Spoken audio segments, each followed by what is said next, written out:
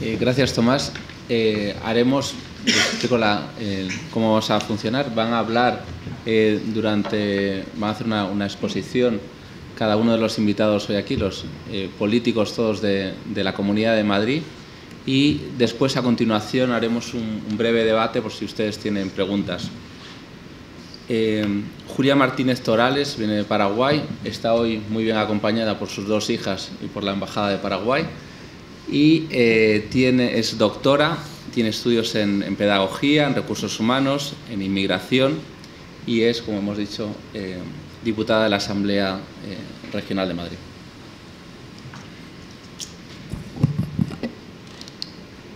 Muy buenas tardes, soy Julia Martínez, paraguaya, nacida en Asunción, que un día 13 de septiembre de 1970 aterriza en Barajas. Venía con una beca de lo que era en aquel momento el Instituto de Cultura Hispana, y lo que sería hoy el AESI. Venía a hacer unos cursos de posgrado y decidí quedarme porque este país, cuando yo llego, también empezaba a haber unos movimientos políticos en la universidad, y de pronto empiezo yo a andar por esos caminos. Pero antes de todo eso, quiero agradecer a todos los que están hoy aquí en estas jornadas y a los organizadores, que en este caso es la Casa de América, porque la iniciativa que nos ha traído hoy aquí, es verdad que la realidad tiene nombres propios y voces que raramente encuentran donde hacerse escuchar. Y esta creo yo que es la gran labor que hace la Casa de América. Cuando me invitaron, me sentí muy halagada por poder participar en un espacio de debate que hoy en día es de vital importancia, el de la participación política, que para mí es sin duda una de las mejores herramientas para mejorar el entorno en que vivimos. Actualmente, como estamos en un momento duro, complicado, el acto de hoy es un soplo a la esperanza. Y me gusta mucho el título, Impulso. Impulso es una fuerza, impulso es un latir, impulso es hacer algo para transformarlo. Enhorabuena por el nombre de las jornadas que le habéis puesto al ciclo, Impulso. Ahora, si ustedes me lo permiten, al título que sigue a Impulso Latino, políticos latinoamericanos en Madrid, me gustaría ponerle, o yo le llamaría de otra manera. Y lo digo esto no porque espero que sirva de reflexión para el posterior debate. Yo cambiaría el enunciado del acto por políticos madrileños de origen latinoamericano.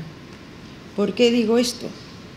No es porque quiera cambiarlo porque sí, sino se trata de una propuesta que quiero que sirva como conclusión de mi intervención y que aunque la comente ahora al principio, debe servir para advertirnos de que la realidad social en la cual nos encontramos y con la llegada de personas de diferentes orígenes, se ha hecho de esta comunidad un territorio que debe servir de ejemplo para el resto de España.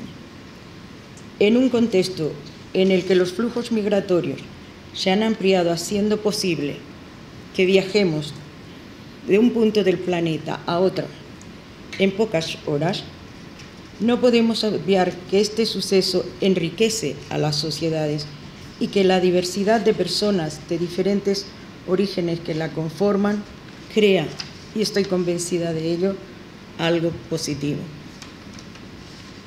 Nuestra capacidad para asumir los cambios que se suceden a nuestro alrededor demostrarán que como sociedad vamos madurando cada día, Cada día más, y a mi entender, estamos ya en un momento en el cual cualquier persona, como decía antes, independientemente de su origen,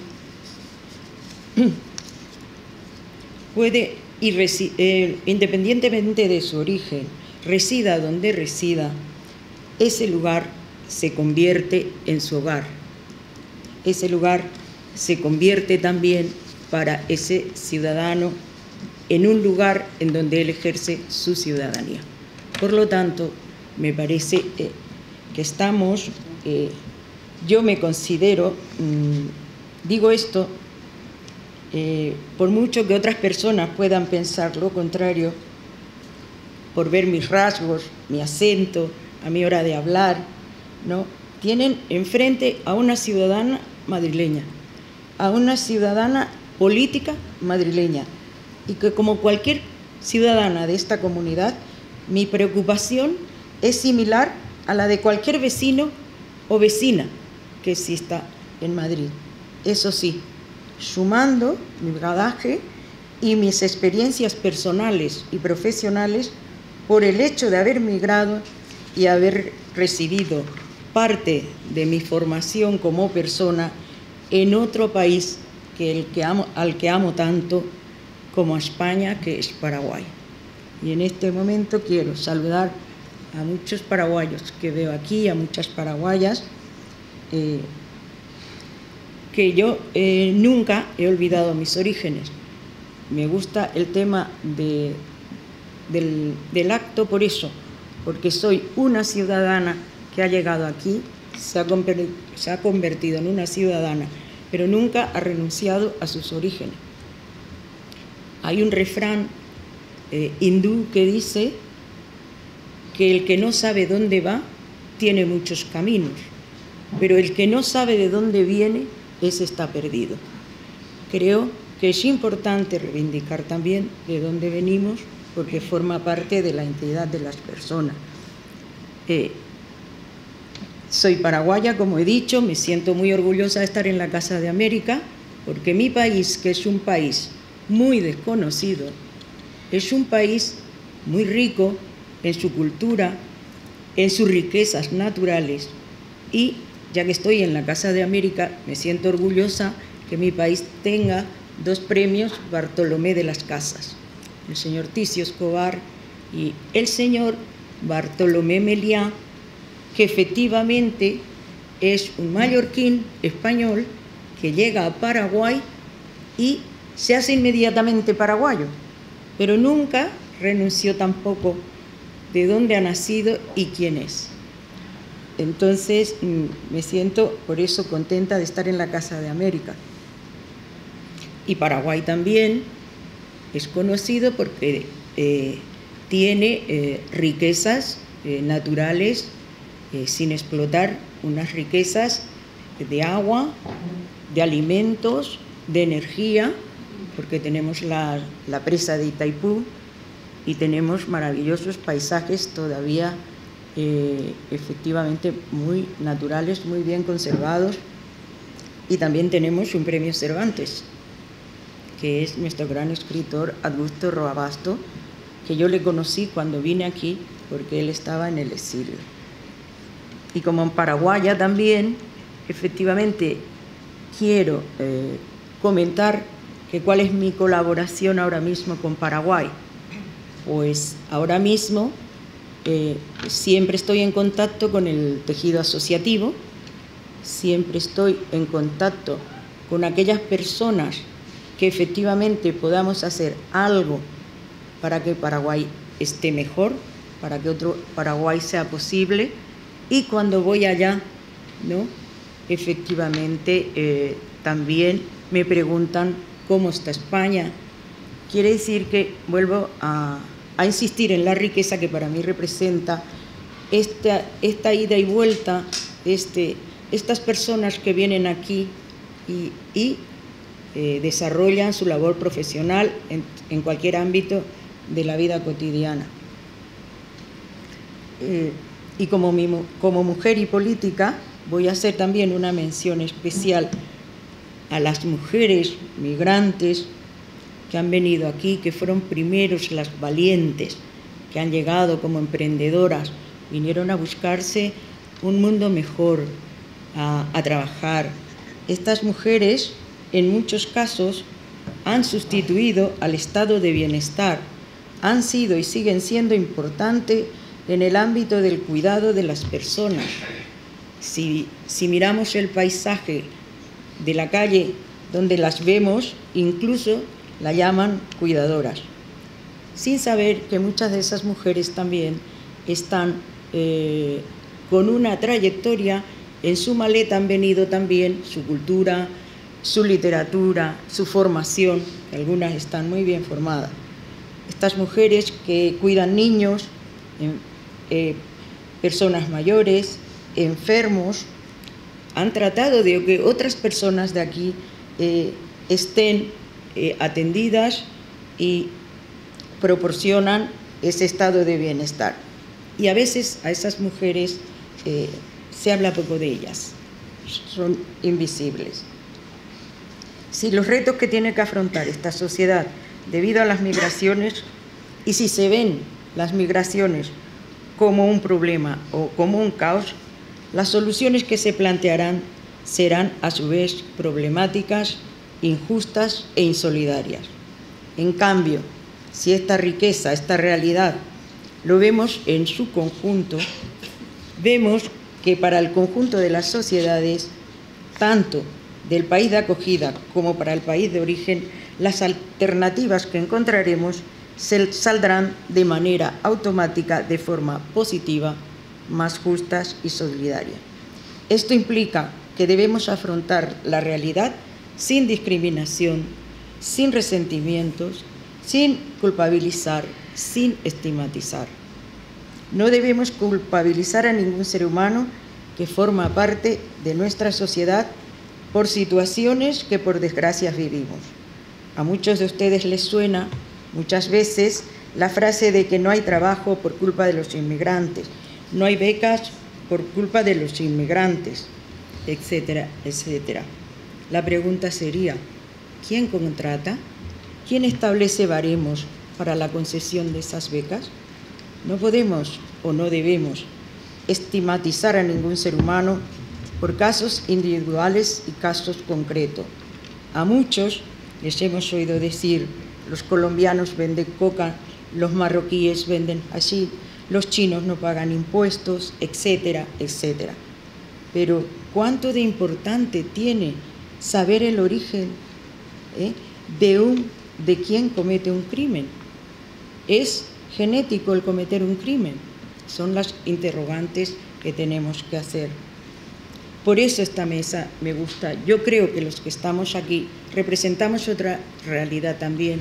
Representamos y visibilizamos a esa riqueza tan impresionante que ha hecho posible gracias a ese impulso latino que ha venido a trabajar a este país. Vuelvo a repetir que no podemos discriminar por conclusiones genéricas y digamos también que en algunos casos medidas populistas, cuando anteponen la salud financiera a la salud de los ciudadanos. Claro ejemplo de esta es las tristes medidas que se han tomado con el pretexto del turismo sanitario. Se deja sin cobertura médica a decenas de miles de personas, atacando directamente su dignidad y, por tanto, los derechos humanos. Y como única solución que plantean es que retornen a sus países como si esto fuera fácil. Y la única salida que se les da es el aeropuerto. El retorno es muy duro, porque de ser personas que solucionaban problemas con sus remesas de dinero, con lo que mandaban a sus casas, cuando regresan, cuando retornan, pasan a ser ellos el problema y tienen sensaciones de fracaso. Piensen sobre esto y sobre todo que mientras algunos seres humanos discriminan en el acceso al sistema sanitario universal y gratuito, la bacteria o el virus nos parece que es mucho más inteligente ellos sí que saben que todos los seres humanos son iguales. ¿Por qué? Porque todos enfermamos por igual. Por eso, como antes decía, hay quienes frente a los retos se dejan llevar por las medidas que gestionan de una manera injusta e insolidaria. Yo propongo, desde la perspectiva de construir, desde la perspectiva de exprimir al máximo la riqueza que viene generada por la diversidad y que frente al reto trabajemos en positivo, porque señoras y señores, yo lo he hecho y funciona. He estado en este país, que me he enamorado de este país, me he casado en este país, tengo 2 hijos que conocen la cultura de este país, la cultura de allá, conocen efectivamente las tradiciones de aquí y de allá. ¿Nos parece que eso es una riqueza? Se empieza por las parejas, se empieza por el contacto con el vecino, hasta lograr lo que queremos, un mundo mejor, una diversidad plural, una diversidad justa. ¿Qué es lo que yo me llevo como emprendedora, que me han llamado ahora, que efectivamente puede que lo sea porque llegué muy joven? Cuando termino mi beca me voy a Almería, a un pueblecito, a dar clases a un instituto. Mi primer contrato de trabajo. En Almería, en el pueblo donde yo estaba, se sorprendían tanto de ver a una paraguaya. Pero han sido años de mi vida en Andalucía. Lo que más me ha gustado siempre ha sido el contacto con mis alumnos, con la sociedad. Y es en Almería donde empiezo a hacer mis pinitos en la política. Efectivamente, ya eran años donde empezaba la transición en este país y fue de una riqueza magnífica que como política he hecho yo en mi vida personal. Sigo insistiendo para terminar porque me dicen que me estoy alargando. Una ventaja también, no quiero dejar de recalcar, cuando las personas que vienen aquí siempre cambian, porque la cultura de allá y la cultura de acá, ¿no? Efectivamente, pero cambia para bien en muchos casos. Y también tengo que ir terminando. Quería decir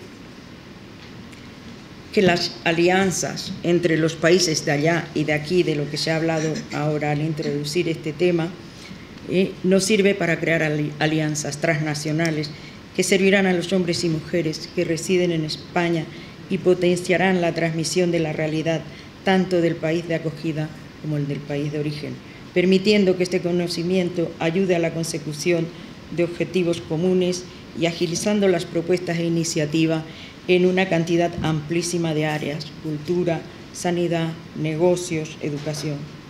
Todos los que estamos en esta mesa, yo creo que es un claro ejemplo, porque todas las propuestas pueden ser beneficiosas. Si no, no estaríamos hoy sentados contando esto. Hemos avanzado mucho, el impulso latino ha sido enorme, hemos avanzado mucho, pero nos falta mucho. Mi propuesta es volver a decir que juntos, entre todos, hagamos que el impulso latino, experiencia tenemos, lo ha nombrado el director de Casa América, lo que está pasando en Estados Unidos, ¿no? Obama tiene al alcalde de San Francisco allí tratando y valorando ese impulso. Por eso, en mi condición de diputada al servicio de la ciudadanía, para terminar, renuevo mi compromiso y les animo que entre todos y todas lo reforcemos. Y como parte del Partido Socialista y desde mi responsabilidad, sepan que esta paraguaya tendrá siempre abiertas las puertas de mi despacho en la Asamblea de Madrid.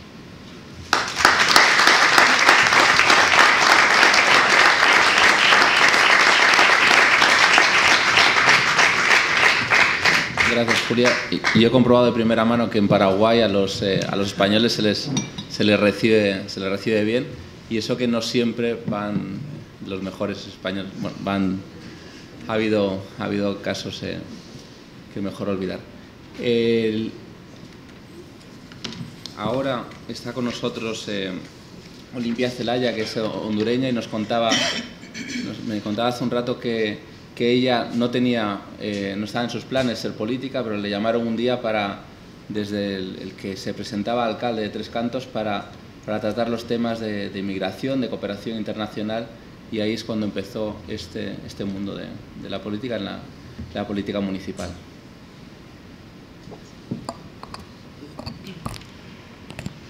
Hola, buenas tardes a todos. Me tenéis que perdonar un poco porque estoy con un poco de la garganta, pero ya os vais a dar cuenta. Bien, compañeros de mesa, señor director y director general de la Casa de América, público en general, y aquí otras personas que deseen. Gracias. Vale, gracias. Aquí estamos todos hoy para debatir y charlar sobre lo que es la participación política de los ciudadanos extranjeros en general, y en especial un colectivo muy querido. Digo, todos son queridos, pero por todos los que estamos aquí en esta mesa, bueno, pues de origen iberoamericano, ¿no? Yo voy a empezar más o menos, es que coincido en una parte con mi anterior compañera, que bueno, yo os voy a decir también mi experiencia, mis propias vivencias.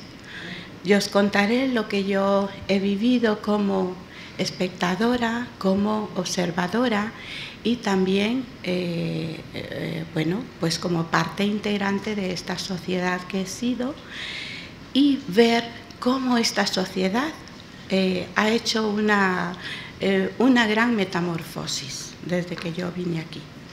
Yo vine a España en 1972 y por supuesto que eran otros tiempos, y quiero deciros que había dos clases de inmigración. Habían varias, ¿no? Pero de las que estábamos en el mundo que yo me movía, dos clases de inmigración. Una que quieren todos los países del mundo, que es el turismo, y luego la otra estudiantil, porque aquí en España pues había estudiantes de todas partes del mundo y dejaban dinero, porque aquí no entraba nadie que no tuviera cubiertas sus necesidades por sus familiares o sus padres. Bueno, pasaron muchas cosas, entre ellas que murió Franco, luego pasaron otras cosas, y luego a continuación la transición. Bien, de esa época a ahora, España ha sufrido, como he dicho, una transformación muy grande. Por ejemplo, se ha descentralizado territorialmente, que eso ya todos lo sabemos. Sus infraestructuras se han modernizado. Ha tenido una gran apertura al exterior, que antes no la tenía. Yo recuerdo que se hablaba de aquel señor que le habían matado con el garrote vil, y eso lo decían todos los países, y aquí nadie quería saber nada de España. Y luego el gran progreso que han tenido todas las ciudades. Esto ha ido poco a poco y se fue convirtiendo en una gran alternativa para conseguir objetivos, metas y calidad de vida de ciudadanos de otros países, y así se transformó en una gran sociedad de acogida, de inmigración. Pero a nivel europeo quiero deciros que es de las más recientes en este proyecto. Y luego también otra cosa, la más integradora. Yo, aparte de todo esto, quiero deciros que también he estado al frente 5 años de una asociación de mujeres inmigrantes de Latinoamérica y he estado en foros, en exposiciones, en toda clase, seminarios y todo lo que ha habido sobre inmigración. Y quiero deciros que desde el año 2000 ahora ha cambiado muchísimo. Ha cambiado mucho, porque España no sabía qué hacer con tanta gente que le venía por los 4 costados. Le entraba mucha gente y siempre se ponían unas medidas, luego se cambiaba, luego otras y todo. ¿Y en qué se fue convirtiendo? Pues en la más integradora prácticamente del mundo. Me decían que Canadá es la que más se le parece. Pero fijaos bien, aquí en España cada vez que se piensa en la construcción de una serie de viviendas, siempre se deja un porcentaje para personas de exclusión social, que allí van inmigrantes españoles, jóvenes, mayores, mujeres, etcétera, etcétera. Bien, otro porcentaje para discapacidad, otro porcentaje para inmigrantes y así para todo el mundo. Y esto no lo hacen los demás países, lo hace España. Aquí en España decimos, vamos a trabajar con la inmigración. Trabajamos sí con la inmigración, pero al mismo tiempo le respetamos su cultura, le respetamos sus raíces. Es más, yo como concejal que soy en el Ayuntamiento de Tres Cantos de Inmigración, cuando me van personas que ya llevan tiempo aquí y que sus hijos han nacido aquí, digo, si son del este, ¿saben tus hijos hablar tu idioma el tuyo de origen? No, pues ya puedes empezar a enseñárselo, porque tu hijo tiene que entenderte a ti y tiene que entablar comunicación con sus familiares de allá. Y no vais a ser unos grandes desconocidos, porque eso es un enriquecimiento tanto para los españoles autóctonos como para los que vienen de todas partes. Es un enriquecimiento total en gastronomía, en cultura, en folclore, en muchísimas cosas. Cuanto más sepamos, el saber no tiene puertas. Cuanto más sepamos, es mucho más importante para nosotros. Bien, pues la inmigración, esta inmigración que ha venido a España, desde luego es una inmigración que no podemos decir que sea de las peores, no, hay otras peores, pero esta, que aquí hay de todo. ¿Pero por qué? Porque tenemos gente que está encantada de colaborar para integrar a todos, vivir pacíficamente y respetarnos mutuamente.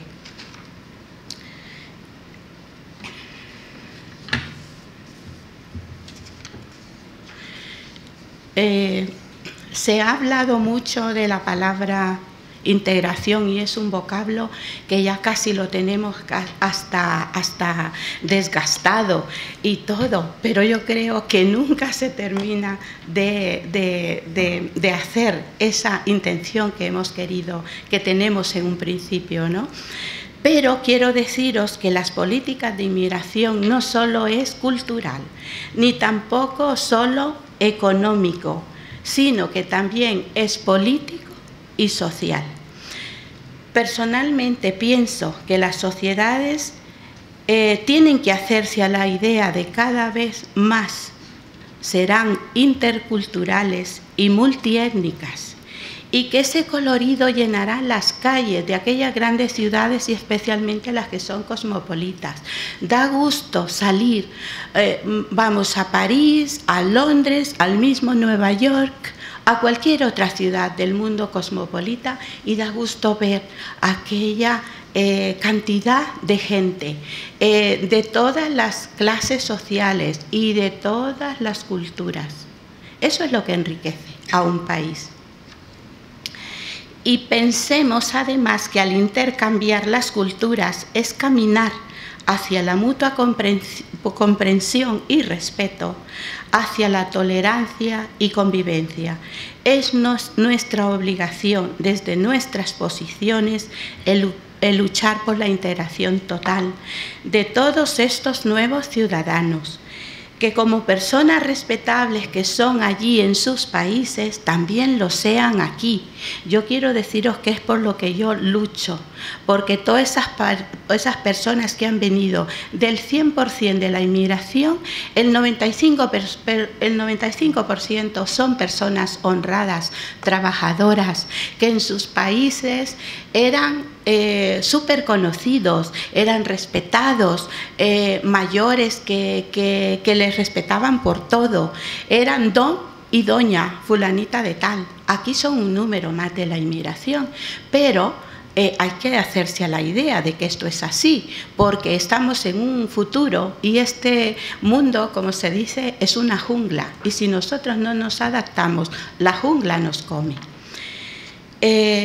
También se tiene que luchar por esos derechos, pero también sabemos que tenemos obligaciones. Como todos sabemos, el derecho ciudadano por excelencia es el de votar y ser votados. Eso es lo que todos querríamos. Y el fenómeno migratorio nos obliga a pensar la forma en cómo los ciudadanos de origen extranjero, tanto de la Unión Europea como de terceros países, pueden participar o puedan participar en los procesos electorales de los países de acogida. El caso es que ya en 2011 España, atendiendo a la legislación de la Comisión Europea sobre el Manual Europeo de Integración de Inmigrantes, donde se recomienda a los Estados miembros que concedan a los inmigrantes legales el derecho a voto, al menos en el ámbito municipal. Por primera vez se dio esa oportunidad, pero siempre con el argumento de la reciprocidad. Recordad eso, que esto todavía lo tenemos allí. Por lo tanto, solo votaron los ciudadanos que pertenecían a la Unión Europea y aquellos ciudadanos que pertenecen a países que han firmado ese convenio de reciprocidad con España, como fueron los países de Bolivia, Colombia, Chile, Ecuador, Paraguay, Perú, Islandia, Nueva Zelanda, Noruega y Cabo Verde. ¿Por qué solo ellos? Pues porque el principio de reciprocidad exige, para reconocer derechos de participación política a los extranjeros residentes en España, una acción concertada entre el Estado español y el Estado extranjero cuya nacionalidad ostente el extranjero residente legal en España, que debe reconocer a los españoles residentes dentro de sus fronteras con idénticos derechos de participación política, y siempre que rijan en esos estados unos principios de organización liberal y democrática asimilables a los españoles. Y qué duda cabe que para ejercer el sufragio universal sin límites es necesario tener la nacionalidad española, y que los iberoamericanos lo tienen más fácil. Pues ¿por qué? Porque solo necesitan 2 años de residencia legal continuada para pedir para tener acceso a esa nacionalidad. Soy de las que piensan que los que ya viven aquí están ya casi integrados, salvo raras excepciones. Por lo tanto, vamos a trabajar por su participación política. Tenemos que saber que junto al ejercicio del derecho al voto, también existen otras formas de participación política para aquellas personas que son residentes y que no tienen la ciudadanía plena. Por ejemplo, todos los ayuntamientos de todos los municipios tienen foros o consejos sectoriales de carácter consultivo, que no son vinculantes, pero que permiten a los inmigrantes vehicular sus demandas e influir en el diseño de las políticas que les afectan. Todos conocemos esa inquietud de muchos extranjeros, especialmente iberoamericanos, que desean participar activamente en la vida política española. Pues aquí tienen esa oportunidad en estos foros, que es lo que le llamamos participación ciudadana.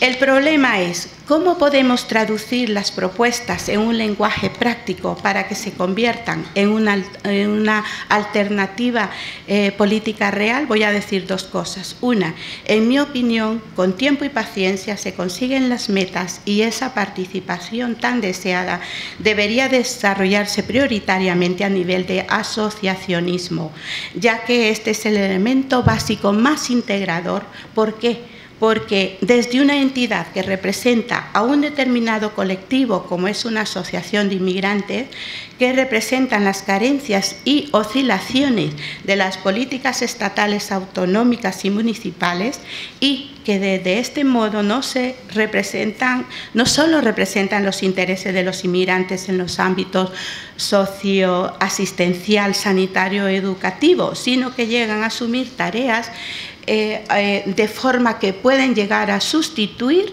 a las agencias públicas, igualmente que ellos actúan en colaboración con los sindicatos para arreglar los problemas de los derechos laborales de los ciudadanos extranjeros. Y luego, en segundo lugar, para conseguir esa participación hay que intentar por parte de las instituciones y de los individuos acercarse, pero mutuamente, a las causas que dificultan el incremento de la participación en las instituciones sociales y procesos políticos del país.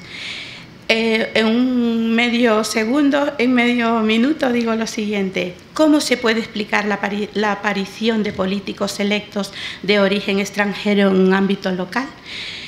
A través de los partidos políticos, entidades e instituciones. Es aquí donde un partido y nunca debe estar al margen de la realidad.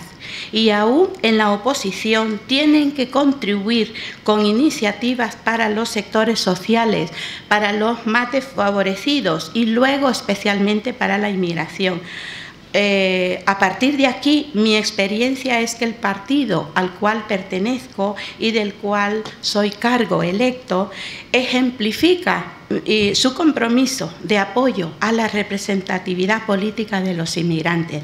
Y quiero decir, para terminar, que espero que lo que ha dicho el director general sobre Obama, que ojalá haya otro aquí en España, y yo soy positiva y creo, no lo vamos a tener ahora, pero sí en una segunda o tercera generación, porque estos que están aquí ahora ya están totalmente integrados, son españoles, son nuestros.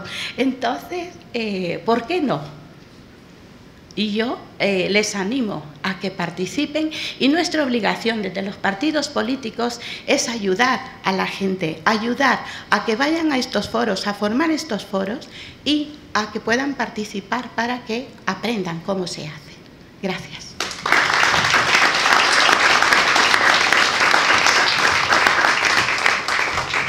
Gracias, Olimpia. Y sí es cierto que uno de los grandes activos sociales que tiene España es que a misma nivel de inmigración, de número de inmigrantes, hemos tenido una convivencia mucho más fácil y más sencilla que ocurre en otros países de nuestro entorno europeo.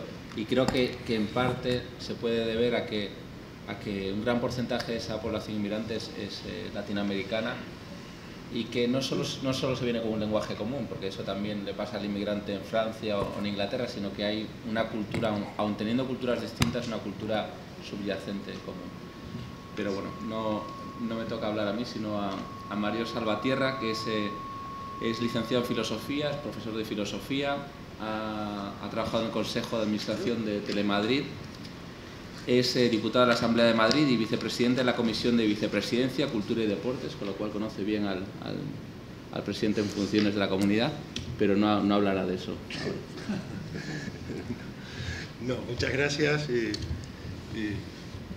Muchas gracias a la Casa de América por habernos invitado, en concreto a mí especialmente.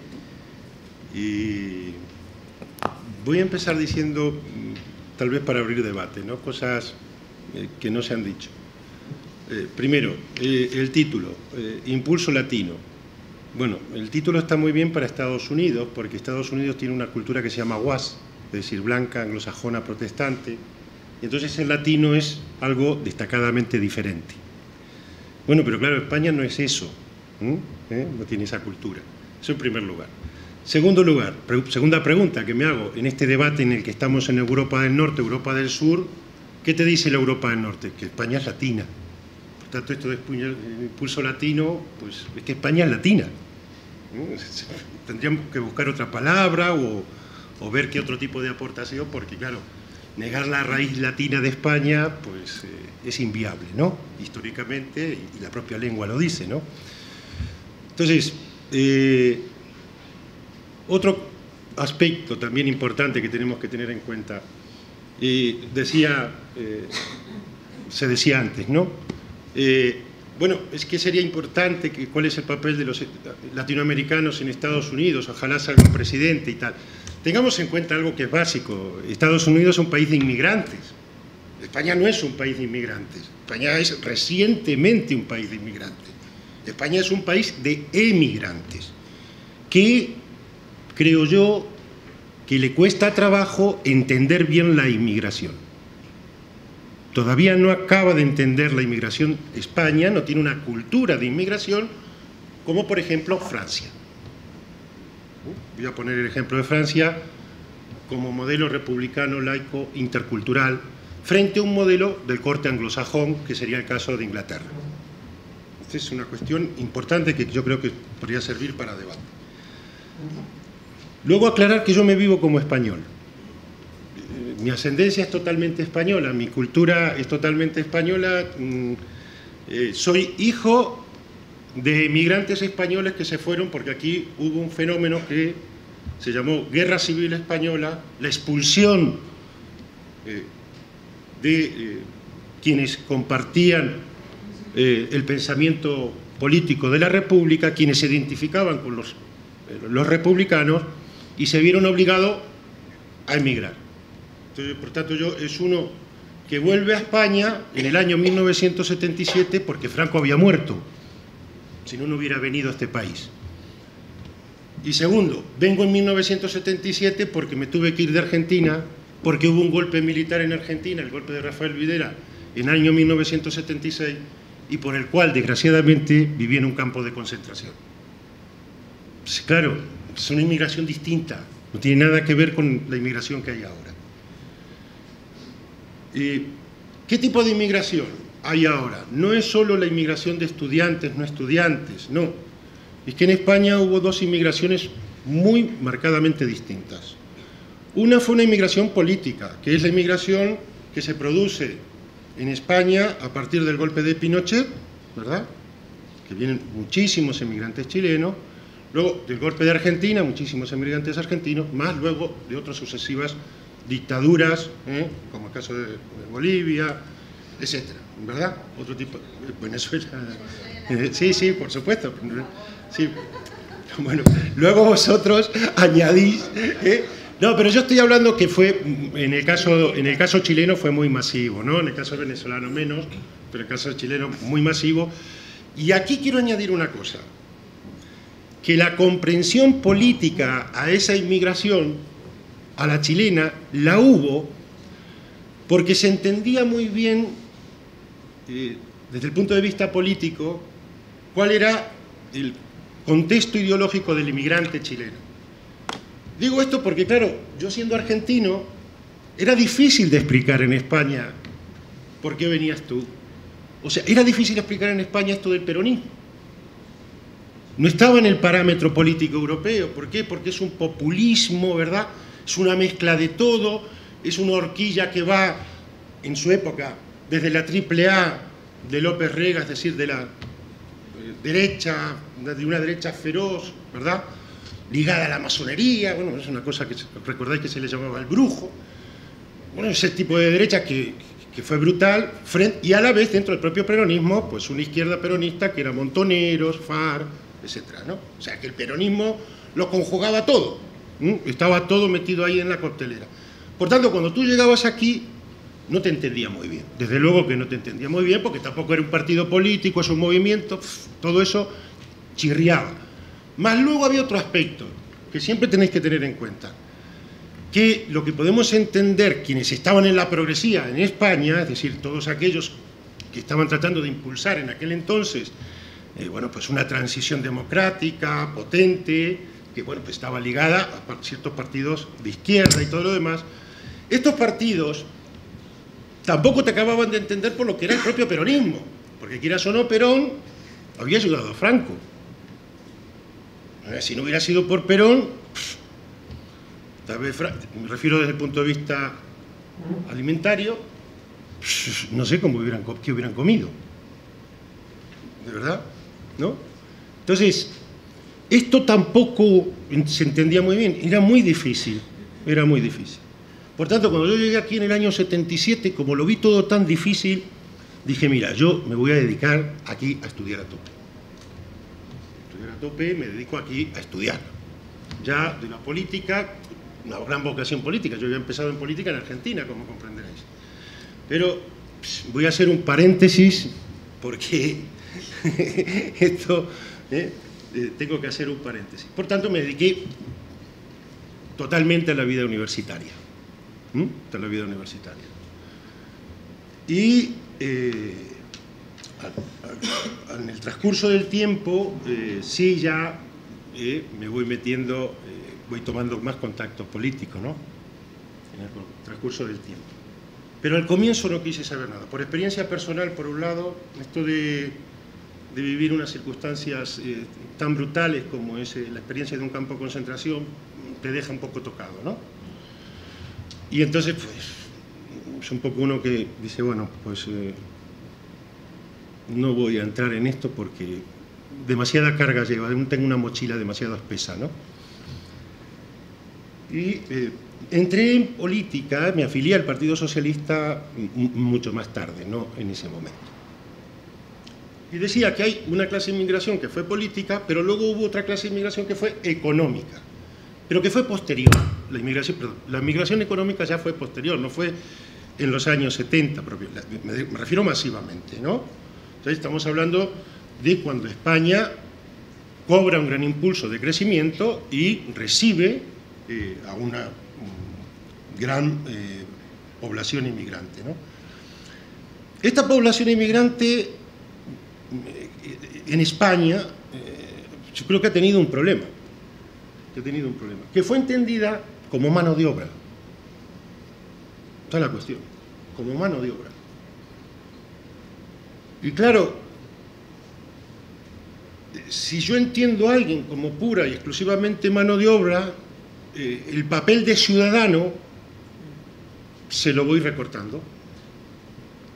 Este es el problema, que se encuentra una gran parte de la inmigración, ¿no? Con un añadido, en el caso latinoamericano, que es de difícil comprensión, ¿no? Por ejemplo, para un argentino, con la cantidad de españoles que hay en Argentina, y muchas argentinas decían, pero ¿por qué me están tratando de esta manera? ¿No? Claro, no es... nosotros siempre pensábamos, no puede ser que establezcan unos parámetros, en algunos casos, no digo en todos, pero sí en algunos casos, muy semejantes de trato a un inmigrante latinoamericano que a un inmigrante de origen magrebí. Somos distintos, participamos de la misma lengua, participamos de la misma cultura, y con algo más profundo, no solo lengua y cultura, religión. ¿No? Porque en el caso francés es la misma lengua, pero no es la misma religión. Es un tema, y la religión puede dividir brutalmente a una sociedad y generar lo que hoy hay en una sociedad, que es el comunitarismo. Es decir, situar a la gente, a los ciudadanos, por identidades religiosas, no ya solo étnicas, sino religiosas en guetos, ¿no? Y claro, nosotros decíamos, pero si participamos de lo mismo, no podemos estar configurarnos en un gueto, guetizados. Esto no puede ser, ¿no? O sea, a mí me preocupa mucho cuando se habla muy alegremente aquí, no, si está aquí la pequeña, ¿cómo se llama? El pequeño Caribe ahí en Tetuán y tal. No, mira, es que esto no... Mal asunto, mal asunto, que se vaya montando. Yo viví en Boston durante un año, y en un sitio que se llamaba Jamaica Plain. Digo, mal asunto, mal asunto. Porque claro, ese tipo de... Es decir, eso no es integración. No es integración. Ahí siempre habrá un peso de un banderín en el que alguien te puede decir, mira, vives aquí hasta que me parezca bien, pero el sitio te lo otorgo yo. Claro, en una concepción de ciudadanía que queremos nosotros, creo yo, porque la ligamos a los derechos universales de la persona, que no solo tienen que estar ligadas a banderas, ¿no?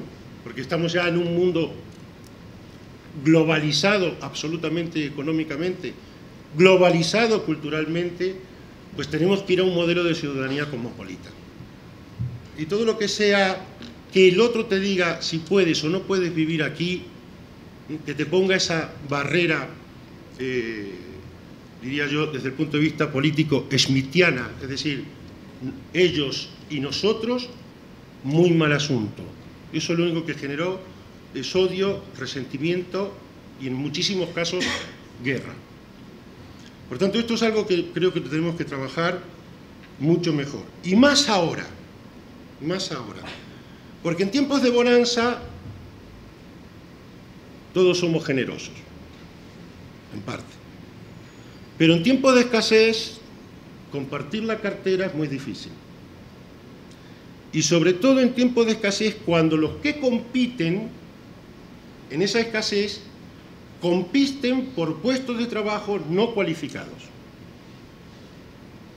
Entonces, se puede generar un conflicto nada recomendable, que es entre el conflicto de los nacionales no cualificados con el conflicto del extranjero no cualificado, ¿verdad? Que en un momento le venía bien, porque estábamos ante un gran impulso económico, por ejemplo, en el ámbito de la construcción, pero ahora ya te digo, chico, hazte las maletas porque tú ya aquí no puedes poner vidrieras. Claro, ese inmigrante te va a decir, pero yo contribuí al crecimiento de esto. Ahora tampoco me puedes venir y decirme que yo soy copartícipe de un turismo sanitario, por ejemplo. Es decir, que el gasto de la seguridad social vaya todo a mi cargo, vaya todo a mi cuenta. Que me digas que porque no tengo papeles no tengo derecho a atención médica, que es lo que está pasando. Esto empieza a ser muy grave, porque claro, la pregunta es,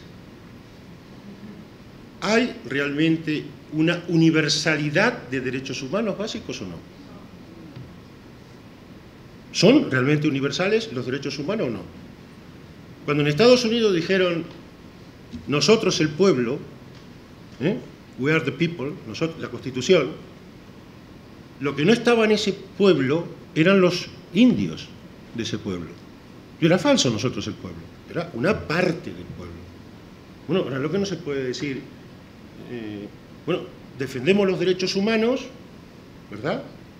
Consideramos que los derechos humanos son piezas elementales del ordenamiento constitucional y decimos, no, pero como tú no tienes la cartilla de ser español, mira, no tienes derecho a que te miremos. Esto es un problema gravísimo al que tenemos que tener en cuenta, ¿no? Y para terminar, yo creo que hay muchísimos problemas en la actualidad y creo que la única manera de solventar los problemas, no me cabe otra, a mí por lo menos, es que realmente nadie se mire por el hombro del otro. Es decir, la única forma de entender una integración que no suponga la disolución de la identidad con la que viene el otro, es decir, que la integración no sea asimilación, Ese es el problema que vivió el judaísmo en Europa, que se le pretendió asimilar, y como no se asimilaban, dijeron: estos los metemos en un campo de concentración, hacemos de todo eso una vida, los exterminamos, el campo de concentración. Pues para que haya verdadera integración, lo que tiene que haber es una profunda comprensión del otro. Pero para que haya esa comprensión del otro, es porque tú te pones en el lugar del otro. Si no, no hay comprensión. Yo creo que el etnicismo, la intolerancia, todo lo que tenga que ver con la segregación, la exclusión, se cura únicamente si somos capaces propiamente de ponernos en el lugar del otro, que es como yo, como prójimo, no solo como próximo, sino como prójimo en derechos, en dignidad humana, y no tomarlo como mera mercancía, como mero medio para que yo obtenga un beneficio, y cuando si no se acaba el beneficio, se acabó el otro. Yo creo que este es el problema que tenemos aquí. Y siento si me alargué mucho. Gracias.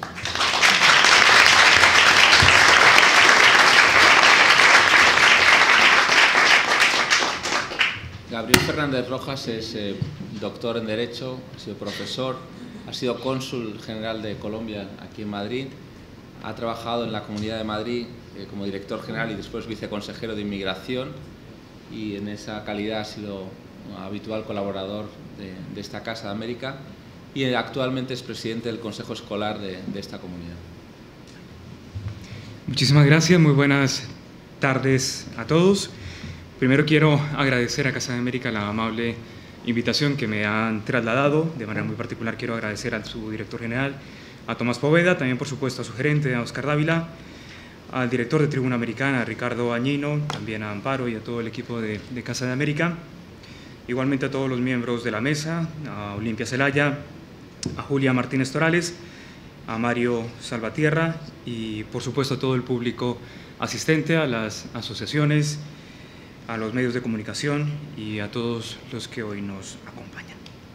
Me gustaría muy rápidamente, si me lo permiten, hacer 3 reflexiones extraordinariamente sucintas, porque entiendo también que el propósito de esta mesa redonda es abrir un debate sobre el cual aprovecho para invitarlos de manera muy cálida para que podamos intercambiar criterios a este respecto. Así que voy a hacer 3 reflexiones, insisto, muy breves, tomando un poco la línea de lo que ya se ha expuesto en las intervenciones anteriores. En primer lugar, me gustaría hacer una reflexión de carácter contextual. En el ámbito internacional, hoy en día hablamos de al menos 260 millones de personas que viven en un país distinto de aquel que les vio nacer. Y hablamos de migraciones internacionales sin entrar a otro ámbito también complejo, que son las migraciones internas. Y al hacer esta matización, quiero dejar de lado una realidad como puede ser las migraciones en China, donde 300 millones de chinos viven en provincias distintas de aquellas en las cuales nacieron. Pero en el ámbito internacional igualmente es importante hacer una serie de puntualizaciones.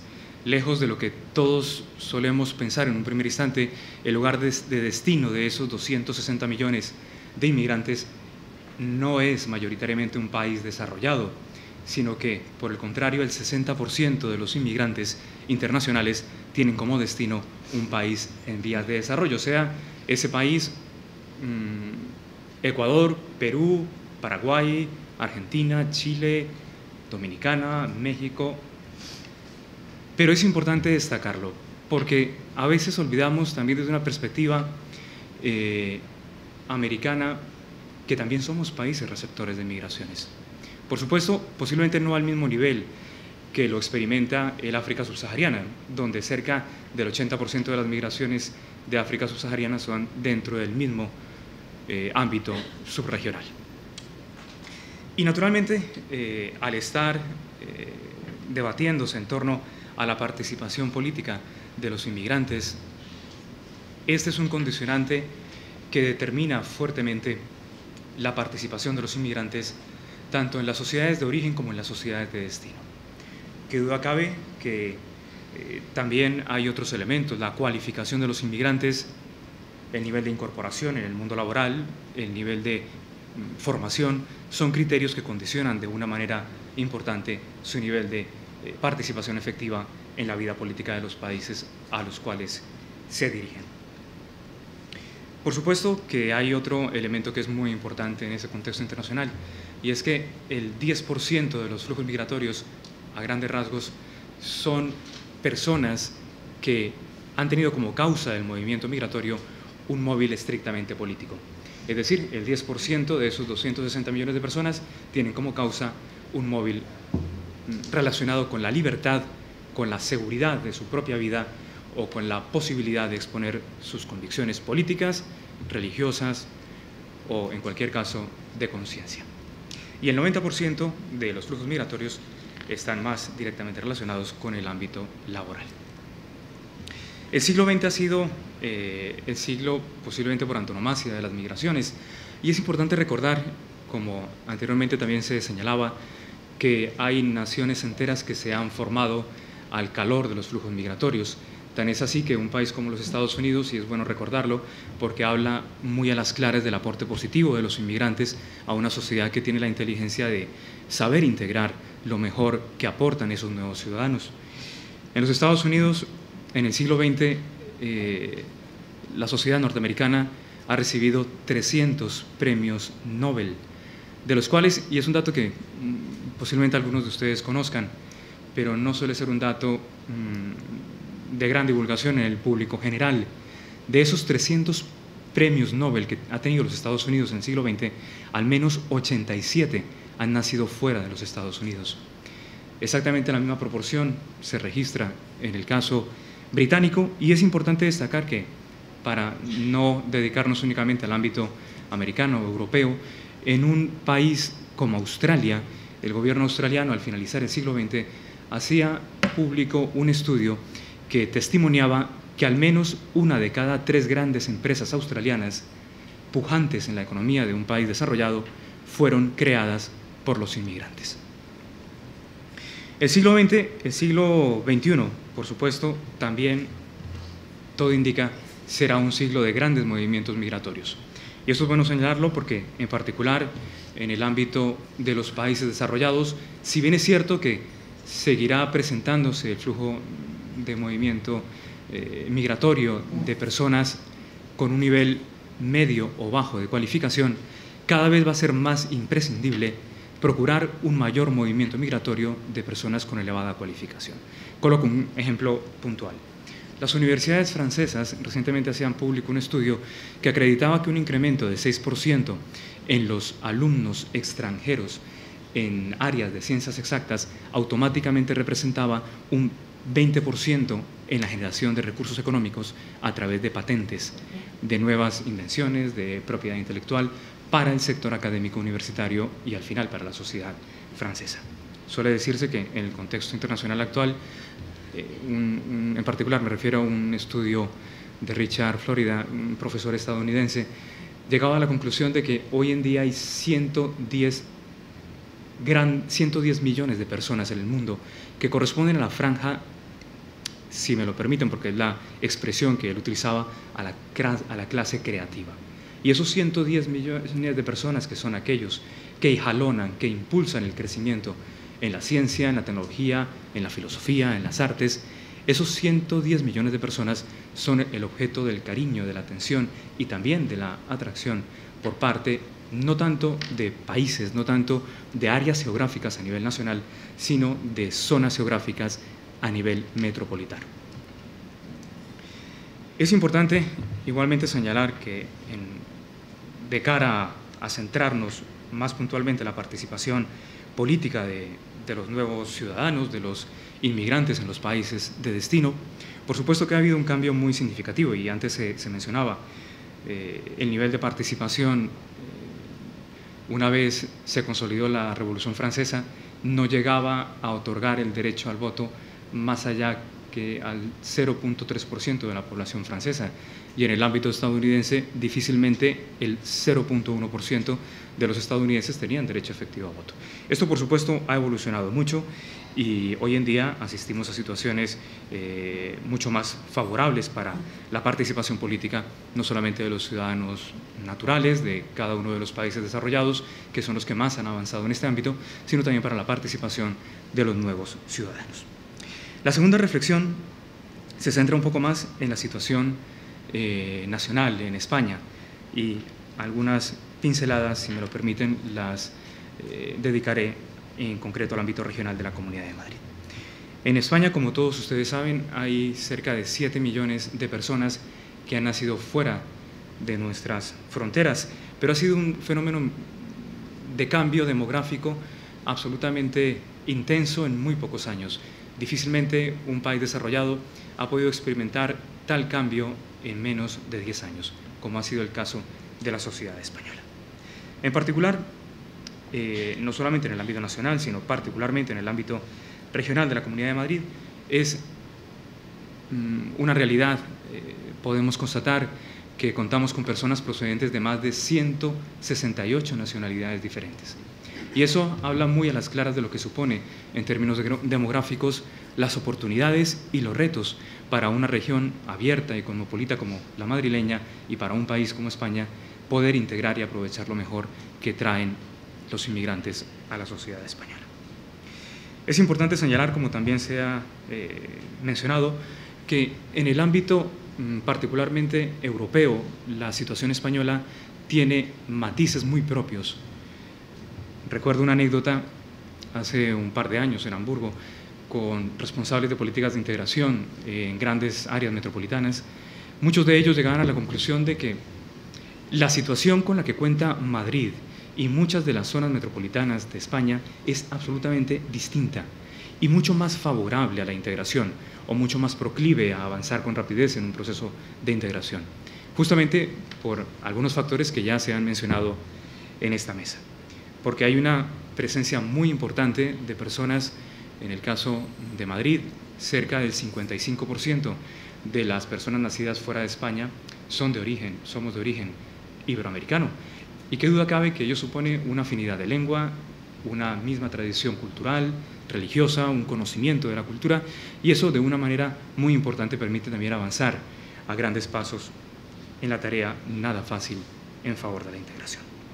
Por supuesto, allí hay que sumar, en el caso de la Comunidad de Madrid, que también un 35% de la población procede de coordenadas culturales muy afines, un 35% procede de diferentes países también del contexto europeo, en particular de Rumanía, que también antes se hablaba si era apropiado o no utilizar el concepto de latinos. Pues perfectamente Rumanía es un país igualmente latino, muy afín, y que con una extraordinaria rapidez los ciudadanos rumanos en la Comunidad de Madrid, en el conjunto de España, aprenden la cultura, la lengua y se integran con mucha facilidad.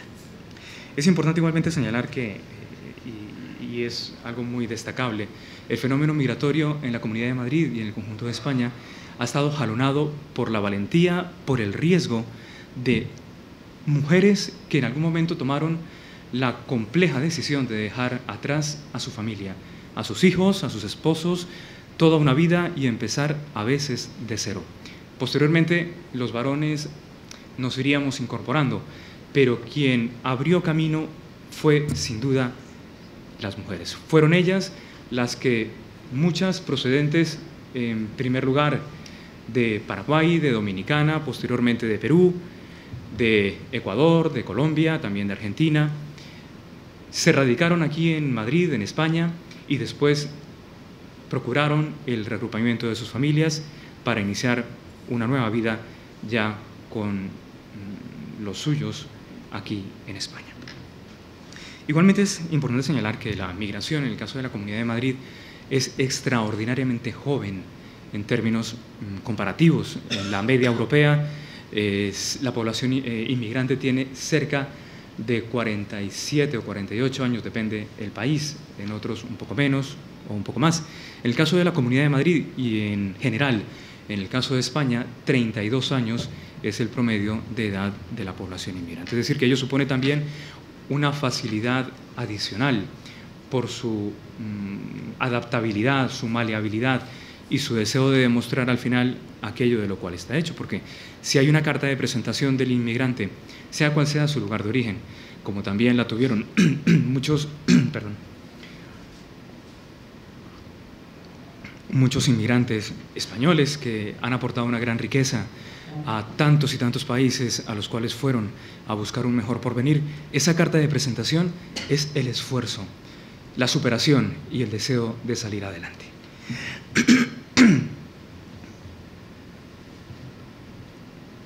Por supuesto, estas características que he descrito son también de una u otra manera determinantes para asegurar un mayor nivel de participación política de los nuevos ciudadanos en la vida política, en la vida social española.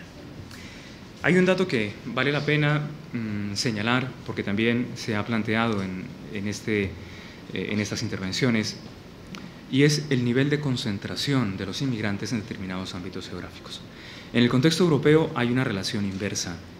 Entre mayor es la concentración geográfica de los inmigrantes, mucho más escasa es su nivel de participación en el ámbito político. Es decir, a un mayor nivel de concentración de personas inmigrantes en determinados barrios, en determinados distritos, en determinados municipios, mucho más fuerte el deseo de automarginarse. Y eso, evidentemente, como se decía anteriormente, es el peor de los escenarios. Afortunadamente, en el caso de la Comunidad de Madrid, hay una situación que es atípica en el conjunto europeo. Digo que es atípica porque no me refiero ya a las banlieues de París, no me refiero únicamente a barrios como Islington en Londres o a Kreuzberg en Berlín. Tenía en mente Rosenkrantz o Malmö en Estocolmo. Tienen realidades absolutamente complejas y distintas a la que tenemos en el caso de la Comunidad de Madrid y en el conjunto de España.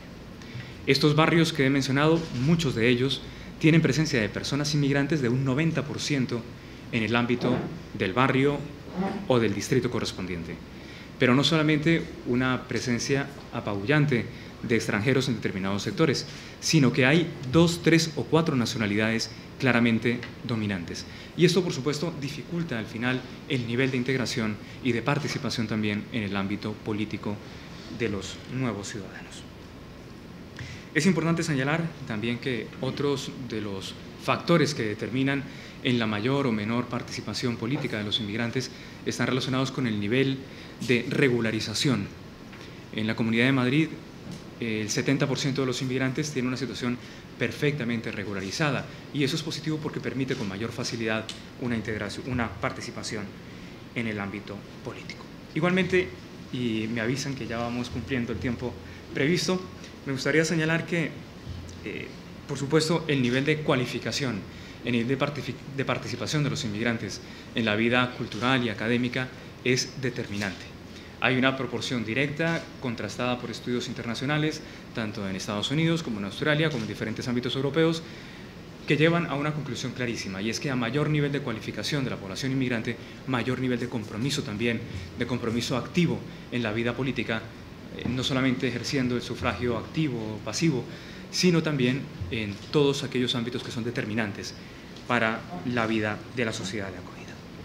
Igualmente es oportuno señalar que la propia percepción del inmigrante tiene un valor determinante para su participación en la vida política.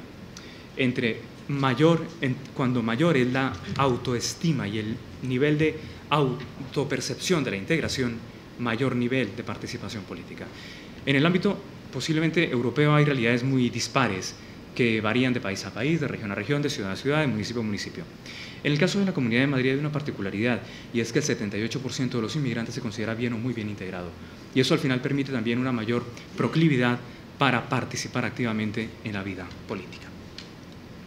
Solamente para no extenderme demasiado, señalo que también condiciona mucho la perspectiva desde la cual toda la sociedad en su conjunto trabaja en favor de la integración de los inmigrantes.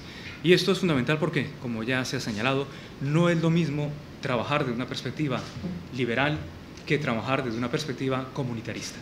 Una perspectiva comunitarista es aquella que prima el lugar de origen por encima de la individualidad y de la responsabilidad de aquel que viene a ser parte de nuestra sociedad. Por supuesto, en las sociedades comunitaristas hay un nivel de a priori, en términos muy generales. Cuando se apuesta por un sistema comunitarista de integración, el nivel de participación tiende a disminuir. Cuando se apuesta por un nivel, por una estrategia mucho más liberal, fundada en la responsabilidad, el nivel de participación es sensiblemente superior. Finalizo ya señalando que en la última jornada electoral que tuvo lugar en la Comunidad de Madrid, que fue el 22 de mayo del año 2011,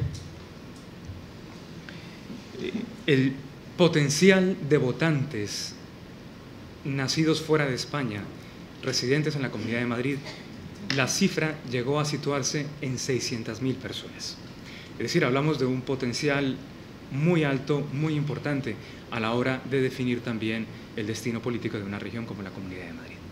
Por supuesto que esta cifra tiene un componente diverso. Tiene por una parte el componente de los 200.000 ciudadanos españoles nacidos fuera de España, posiblemente en términos sociológicos inmigrantes, pero ya ciudadanos españoles. Y ahí hay que sumar 400.000 personas más, básicamente a partes iguales, algunos ciudadanos comunitarios y otros ciudadanos extracomunitarios que en virtud de los convenios de reciprocidad tenían la opción de participar activamente ejerciendo el derecho al sufragio. En el conjunto de España es importante destacar que en las últimas elecciones más de 1.000 personas nacidas fuera de España conformaron de manera muy directa, muy activa, las diferentes listas de los diferentes partidos en el espectro político en España. 1.000 personas, y eso habla muy bien del nivel igualmente de integración y de participación política de los inmigrantes como parte activa a la hora de formular políticas públicas. Por supuesto, al día de hoy encontramos personas nacidas fuera de España que ejercen responsabilidad como alcaldes, como senadores, como diputados, como altos cargos en diferentes administraciones, aun cuando sería injusto limitar la participación de los inmigrantes únicamente al ámbito político, porque todavía superior es la participación de muchos inmigrantes como grandes, medianos, pequeños empresarios, como académicos, como artistas, en todos los ámbitos relevantes de la vida social. Hay personas nacidas fuera de España y que son plenamente españolas, también conservan, por supuesto, intactas sus raíces, pero que juegan un papel vital para continuar fortaleciendo la riqueza humana, cultural y económica de un país tan querido para todos nosotros como es España. Solamente me resta por decir, y ya con esto finalizo, que estamos justamente en el segundo centenario de la celebración del segundo centenario de la Constitución de Cádiz. Y cierro con esta anécdota, porque vale la pena destacar que de los 260 constituyentes de Cádiz, al menos un 35% eran naturales de América, un 35%. Y hay un dato que posiblemente es todavía más desconocido. La persona que, si alguno de ustedes, y los invito para, posiblemente muchos de ustedes lo habrán hecho, leer con detenimiento, quién rubrica, quién firma, dando fe de las deliberaciones y dando fe de la Constitución de 1812, la persona que firma en ejercicio de sus competencias como regente, presidiendo la regencia en aquel momento, era Joaquín Mosquera y Figueroa. Justamente la persona que firma la Constitución de Cádiz de 1812 es una persona nacida en América. Es una persona nacida en el Valle del Cauca, en Colombia, pero que como tantos otros, sintiéndose profundamente español, como lo era, como lo somos nosotros también, contribuyó de manera muy activa al futuro de esta sociedad tan querida para nosotros, que es la sociedad española. Por eso yo creo que, con mucho acierto, decía Mario Vargas Llosa cuando recibió el premio Nobel, transmitiendo también el sentir general de, yo creo que de la inmensa mayoría de inmigrantes que vivimos en Madrid, que vivimos en España, decía Mario Vargas Llosa: amo tanto a España como al Perú, amo tanto a Perú como a España. Y con esa frase yo creo que sintetizaba perfectamente el profundo cariño de todos aquellos que hemos nacido fuera de España pero que la llevamos muy dentro en el corazón. Muchísimas gracias.